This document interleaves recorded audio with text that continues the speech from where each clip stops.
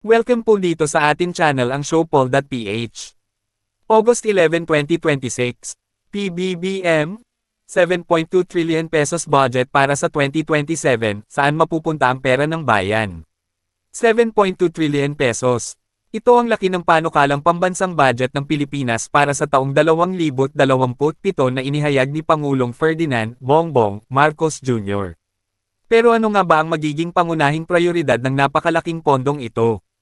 Ayon mismo sa Pangulo, ang panukalang budget ay nakatuon sa pagprotekta sa mga pamilya, paglikha ng mga trabaho, pagpapanatiling may pagkain sa hapagkainan, at pagpapalakas ng mga serbisyo at infrastruktura na kailangan ng mga Pilipino.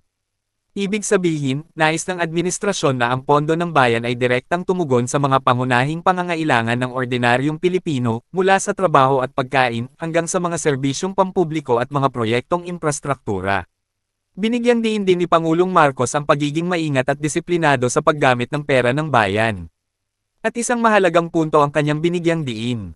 Bawat pisong ginagastos ng gobyerno ay dapat may tunay na pakinabang para sa sambayan ng Pilipino. Sa panahon na napakalaki ng pangangailangan ng bansa, malaking hamon ngayon kung paano gagamitin ng tama at mahusay ang 7.2 trillion pesos panukalang budget. Dahil sa huli, hindi lamang laki ng budget ang mahalaga.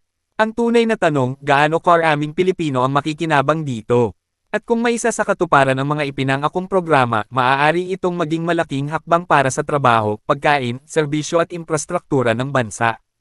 7.2 trillion pesos para sa 2027, malaking halaga, malaking responsibilidad, at higit sa lahat, malaking pananagutan sa bawat Pilipino. Narito ang nasabing pahayag ni President Bongbong Marcos Jr. Our proposed 7.2 trillion pesos national budget for 2027 is focused on protecting families, creating jobs, keeping food on the table and investing in the services and infrastructure our people need. We will be prudent with our resources, disciplined in our spending and relentless in making sure that every peso delivers for the Filipino people. Malacanang Palace, Manila, August 10, 2026.